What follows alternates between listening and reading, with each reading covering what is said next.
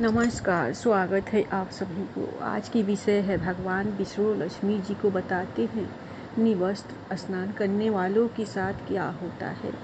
एक बार भगवान श्री विष्णु माता लक्ष्मी के साथ हरिद्वार में घूम रहे थे। माता लक्ष्मी ने देखा कि सारे मनुष्य गंगा में नहा नहा कर हर हर गंगे कहते जा रहे हैं, परंतु सभी लोग दुखी और परेशान हैं। लक्ष्मी बहुत ही आश्चर्य से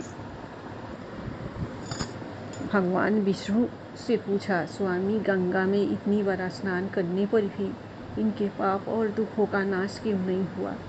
क्या गंगा में अब सत्यता नहीं रही? भगवान विष्णु बोले, गंगा में तो वही सामर्थ्य है, परंतु इन लोगों ने पाप नाशनी गंगा में स्नान ही नहीं किया, फिर इन्हें लाभ कैसे मिलेंगे? माता लक्ष्मी जी ने आश्चर्य से कहा कि स्नान कैसे नहीं किया? सभी तो हमारे सामने नहा नहा कर जा रहे हैं, अभी तक तो इनके शरीर भी नहीं सूखे हैं। भगवान विष्णु ने कहा, ये लोग तो केवल जल में डुबकी लगाकर ही आ रहे हैं। तुम्हें मैं कल इसका रहस्य समझाऊंगा। दूसरे दिन बहुत ही जोर से बारिश होने लगी। सारी गलियां कीचड़ से भर गई। एक चौड़े रास्ते में एक बड़ा सा गड्ढा था, चारों ओर कीचड़ भरा हुआ था और भगवान विष्णु ने लीला रची। वे स्वयं एक बूढ़े आदमी का रूप धारण करके उस गड्ढे में जा गिरे।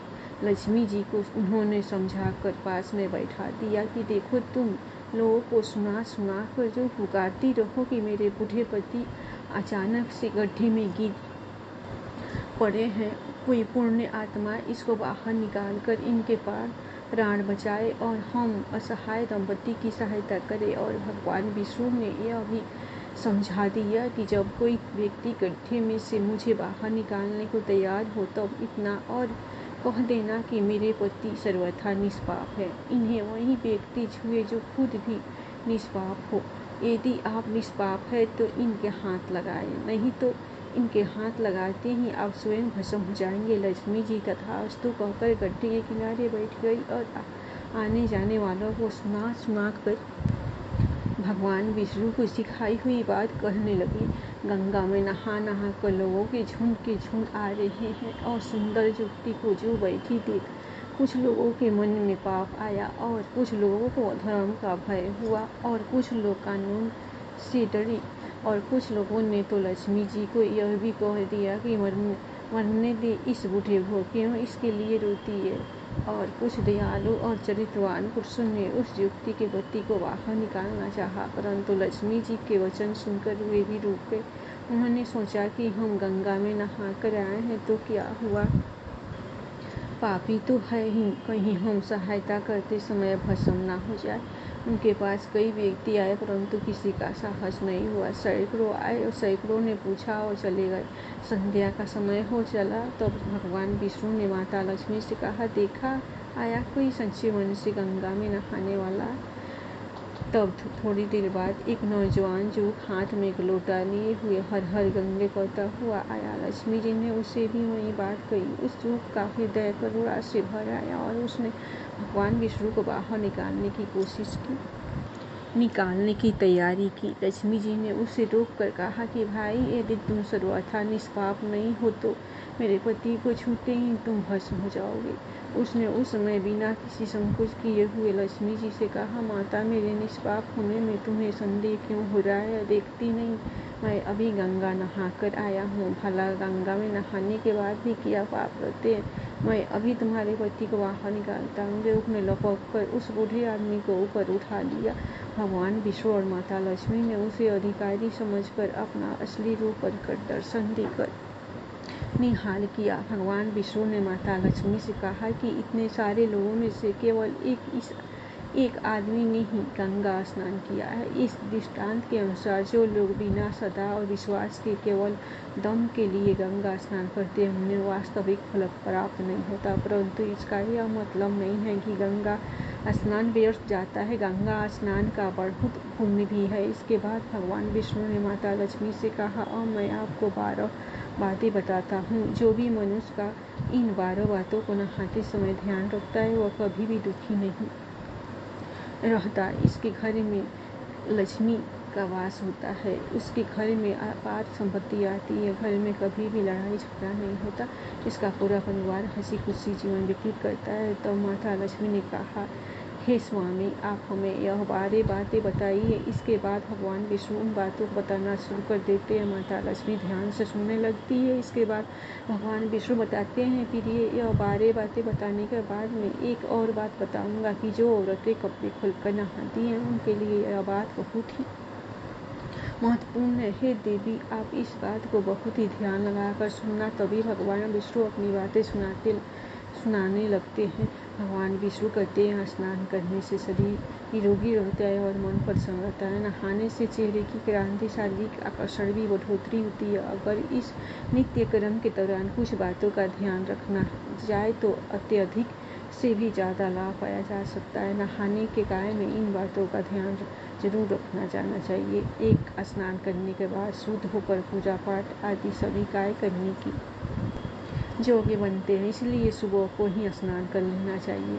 2, शास्त्रों में कहा गया है कि स्नान करने से 10 गुणों की प्राप्ति होती है। रूप, तेज, बल, पतिव्रता, आयु, आरोग्य, नीलोकता, सुविचार, निरोग और मध्या।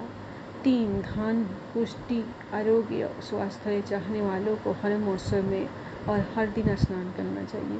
4, शास्त्रों में कहा गया है कि सुबह स्नान करने से पाप का नाश होता है और पुण्य मिलता है। ऐसा कहा गया है कि सुबह नहाने वालों के पास नकारात्मक शक्तियाँ नहीं भटकती, इसलिए सुबह स्नान करना ही उचित है। 5, बीमारी की हालत में सर के नीचे ही स्नान करना चाहिए अथवा गीले कपड़े से शरीर को पोंछ लेना एक तरह का स्नान ही कहा गया है।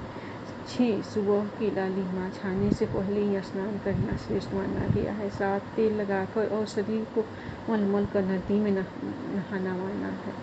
इसकी जगह नदी से बाहर निकलकर तट पर ही शरीर साफ करके नदी में डुबकी लगाना उचित है। 8, जिन घाटों पर कपड़े धोए जाते हैं वहाँ का जल अपवित्र माना गया, इसलिए वहाँ से कुछ दूर हटकर दूर ही नहाना चाहिए। 9, नदी में 11 या 21 डुबकियाँ लगाना शुभ बताया गया है।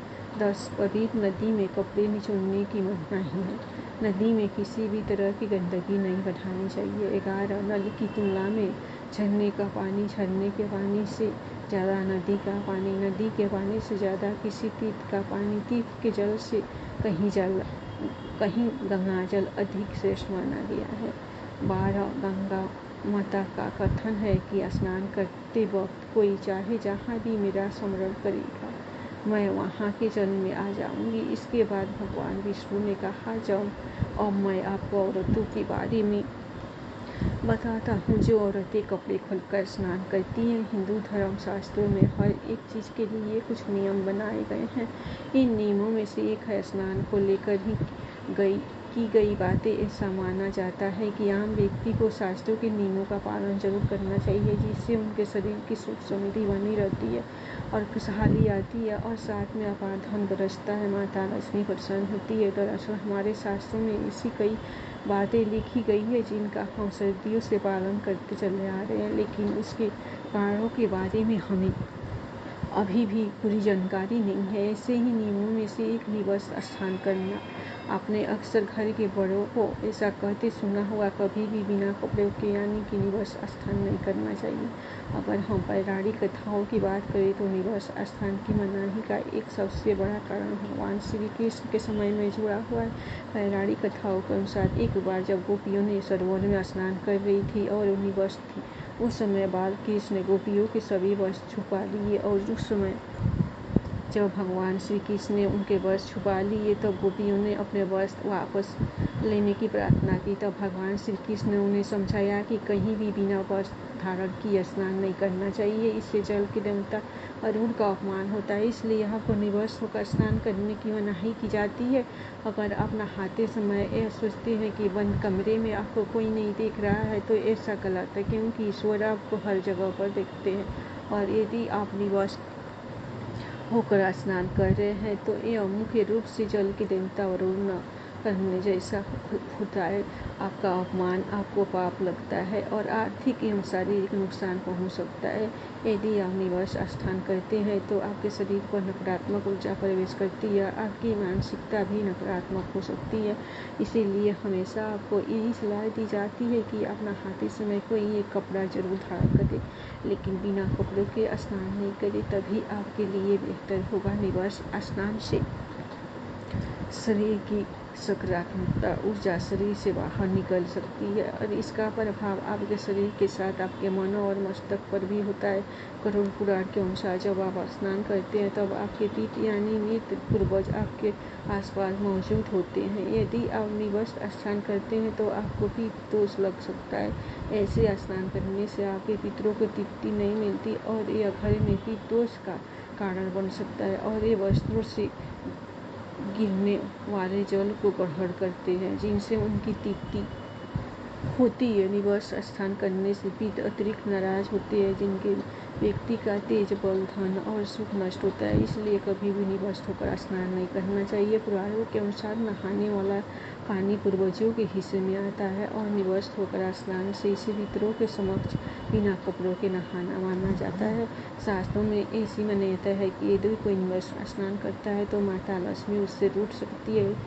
इससे आपकी कुंडली में धन हानि के योग बन सकते हैं और आपकी आर्थिक स्थिति खराब हो सकती है। इसी कारण से आपको निवस्त स्थान न करने की सलाह दी जाती है और शास्त्रों में भी इस बात की मनाही है। वीडियो अगर पसंद आए हो तो वीडियो को लाइक और हमारे चैनल धार्मिक ज्ञान को सब्सक्राइब जरूर करें। धन्यवाद। प्रेम से बोलिए नारायण हरि की जय।